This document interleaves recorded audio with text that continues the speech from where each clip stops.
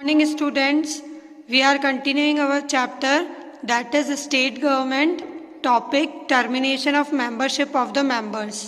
देखिए हम लोग स्टेट गवर्नमेंट के अंदर ये पढ़ चुके हैं कि there are two types of houses at state level or in a state legislature, that is legislative assembly and legislative council, first and second house।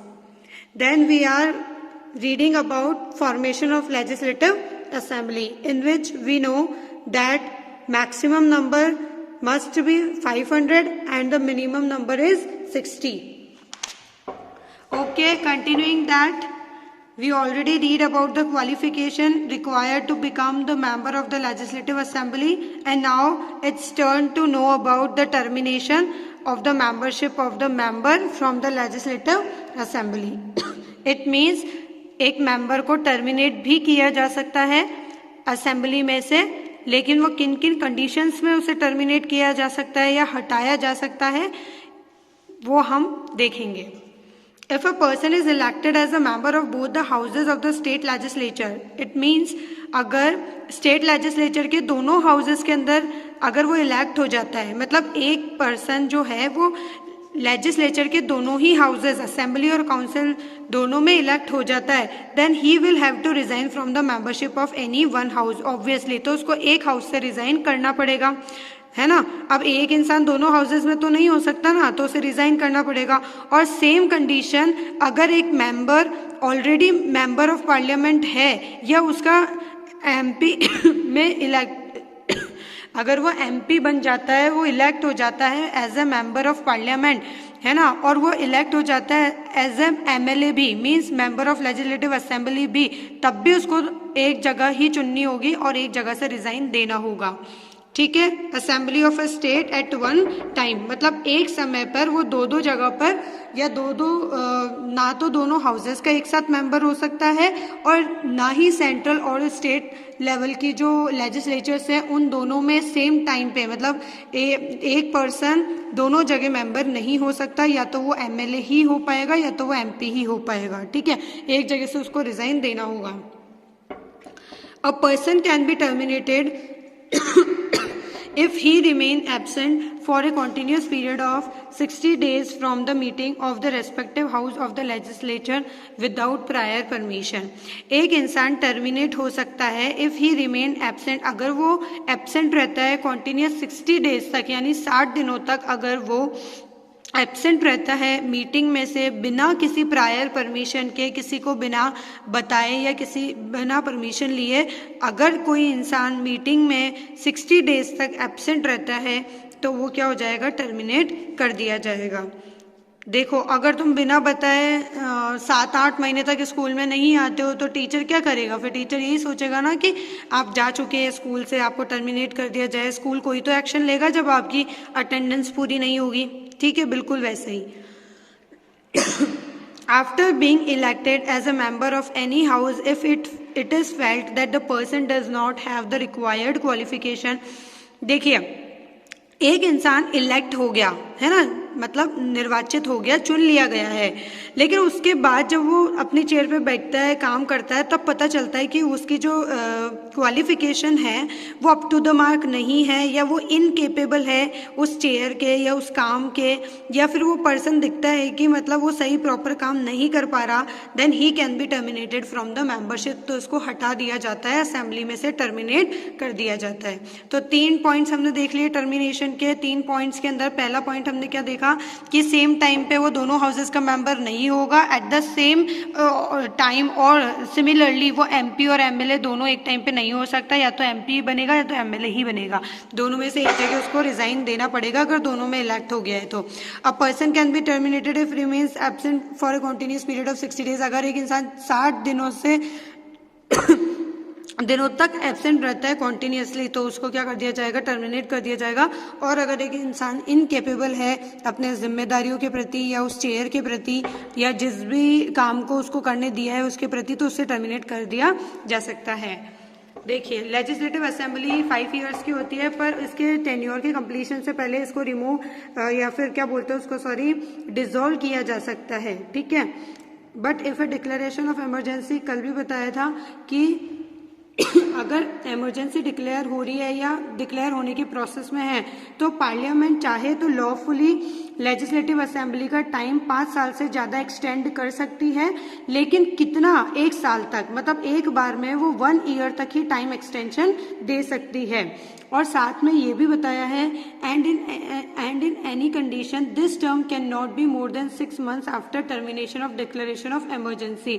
और जैसे ही इमरजेंसी हट जाएगी, मतलब जब भी डिक्लेयर हो गया कि आज ये इमरजेंसी खत्म होती है, ठीक है, तो उस दिन से लेकर के 6 महीने तक जो लेजिस्लेटिव असेंबली है उसका टेन्योर एक्सटेंड हो सकता है, उससे ज़्यादा नहीं। मतलब टर्मिनेशन हटने के बाद या टर्मिनेशन की अनाउंसमेंट जिस दिन हो गई उस दिन से 6 महीने तक तो एक्सटेंशन रह सकता है, उससे ज़्यादा नहीं। नेक्स्ट टॉपिक पे आते हैं, formation of the legislative council. देखिए अभी हमने फॉर्मेशन पढ़ी लेजिस्लेटिव असेंबली की, आपको मेंबर्स बता दिए, आपको उसका टेन्योर बता दिया और प्रोसीजर बता दिया कि मेंबर्स कैसे इलेक्ट होते हैं, रिजर्वेशन पढ़ लिया था हमने, क्वालिफिकेशंस देख ली। बिल्कुल वैसे ही अब फॉर्मेशन ऑफ लेजिस्लेटिव काउंसिल पढ़ेंगे, यानी कि जो सेकंड हाउस है वो पढ़ेंगे अब, ठीक है। तो इसके अंदर देखते हैं, सबसे पहले दिया हुआ है नंबर ऑफ मेंबर्स। क्या है number of members?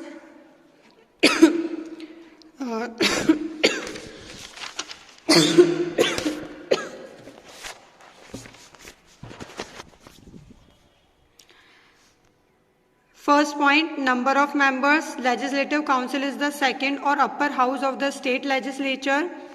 It has been provided in the Constitution that the number of members of Legislative Council of each state will not be more than 1/3 of the number of members of the Legislative Assembly. क्या मतलब हुआ इसका? एक तो सबसे पहले तो Legislative Council upper house कहलाता है और सेकेंड हाउस कहलाता है, ठीक है। अब अकॉर्डिंग टू द कॉन्स्टिट्यूशन क्या कह रहा है कि कितने नंबर ऑफ मेंबर्स होने चाहिए? तो देखिए किसी भी स्टेट की लेजिस्लेटिव काउंसिल में कितने मेंबर्स होंगे वो कैसे पता लगाना है, ये कैसे पता चलेगा, मतलब मैक्सिमम कितने मेंबर्स होने चाहिए वो बताती हूँ। उस स्टेट की लेजिस्लेटिव असेंबली में जितने भी मेंबर हैं, ठीक है, उस स्टेट की लेजिस्लेटिव असेंबली में जितने भी मेंबर हैं उसके 1/3 मेंबर्स से ज़्यादा मेंबर नहीं होने चाहिए, किसमें? लेजिस्लेटिव काउंसिल में। फिर से बोल रही हूँ, देखिए लेजिस्लेटिव काउंसिल में कितने मेंबर्स होने चाहिए? लेजिस्लेटिव असेंबली के 1/3 मेंबर जितने होने चाहिए, या तो इक्वल्स टू उतने होने चाहिए या फिर उससे कम होने चाहिए। यानी member of legislative council must be less than or equal to 1/3 of the member of legislative assembly। फिर से बोल रही हूँ, लेजिस्लेटिव असेंबली के 1/3 मेंबर्स जितने भी आते हैं उतने number of members legislative council में मैक्सिमम हो सकते हैं और उससे ज़्यादा नहीं। एक एग्जाम्पल ले रहे हैं हम लोग, लेट सपोज कहीं पर लेजिस्लेटिव असेंबली में 120 मेंबर्स हैं, तो काउंसिल में कितने मेंबर्स हो सकते हैं मैक्सिमम, वो निकालते हैं। 120 इंटू 1/3, ओके, आपको मैथ्स तो आती होगी, 3 4 12, 0 का 0 यानी 40 मेंबर्स, यानी maximum number of members legislative council में उस स्टेट की, ठीक है, हो सकते हैं, ये मैक्सिमम बता रखे हैं, ठीक है। अब मिनिमम नंबर ऑफ मेंबर्स कितने होते हैं वो भी देख लेते हैं। देखिए यहाँ पर दे रखा है 1/3 of the number of members of the legislative assembly, but along with this, इसी के साथ it has also been provided, ये भी कह रखा है that in any condition this number can not be less than 40। ये जो नंबर है वो कभी भी 40 से कम नहीं होना चाहिए।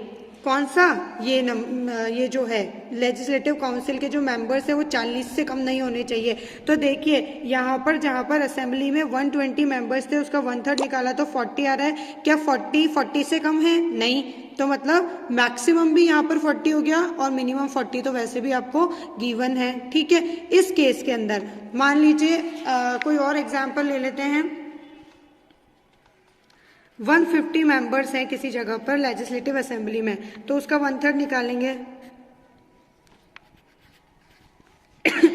3 5 15, 0 का 0, 50 मेंबर्स। तो अब क्या हो गया, वहाँ की मेंबर जो है लेजिस्लेटिव काउंसिल के, वो मैक्सिमम कितने हो सकते हैं, वो मैक्सिमम कितने जा सकते हैं 50, है ना, और मिनिमम क्या दिया हुआ है 40, मतलब 40 से कम नहीं होने चाहिए, और 1/3 of the legislative assembly members से ज़्यादा भी नहीं होने चाहिए। तो मैक्सिमम 50 निकल के आ गया और 40 आपको गिवन है। Is it clear? इससे हम ये इक्वेशन बना सकते हैं। देखिए मैं SST पढ़ा रही हूँ या मैथ्स, आप थोड़े से कंफ्यूज हो गए होंगे, लेकिन ये मैं इक्वेशंस इसलिए बना के दे रही हूँ आपको कि आप अपने शॉर्ट नोट्स बनाएंगे उसका पार्ट बना लें इन इक्वेशंस को, ताकि आपको पूरी लाइंस पढ़ने की ज़रूरत ना पड़े और बहुत ही अच्छे से आपका कॉन्सेप्ट क्लियर हो जाए। अब आप इस इक्वेशन से समझ पा रहे हैं कि member of legislative council must be more than 40 और equals to 40, must be more than 40 और इक्वल टू 40, क्योंकि ये मिनिमम है, क्योंकि 40 से ज़्यादा होना तो बनता ही है, 40 से कम नहीं चलेगा, 40 से कम नहीं चलेगा, ठीक है। और शुड बी लेस देन, मतलब किससे कम होना चाहिए, 1/3 ऑफ द लेजिस्लेटिव असेंबली, मतलब लेजिस्लेटिव असेंबली के 1/3 मेंबर्स से ज़्यादा नहीं हो सकता। मेंबर ऑफ लेजिस्लेटिव काउंसिल 40 से कम नहीं हो सकता, और मेंबर ऑफ लेजिस्लेटिव असेंबली के 1/3 पर्सन से ज़्यादा भी नहीं हो सकता। आई होप आपको समझ में आया होगा। आज हम इतना ही देखेंगे। Thank you.